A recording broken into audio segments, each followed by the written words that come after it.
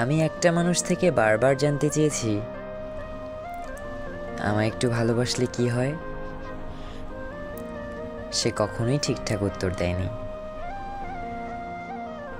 তবুও আমি অপেক্ষা করেছি, কারণ ভালোবাসাটা ছিল সত্যি। চেয়েছি সে একবার বলুক তুই আমার আপন, কিন্তু ভালোবাসা যেখানে বোঝে না সেখানে প্রশ্ন করাটাও ভুল। তবুও মন আজও ভাবে, যদি একটুখানি ভালোবাসতো কি হতো তবে।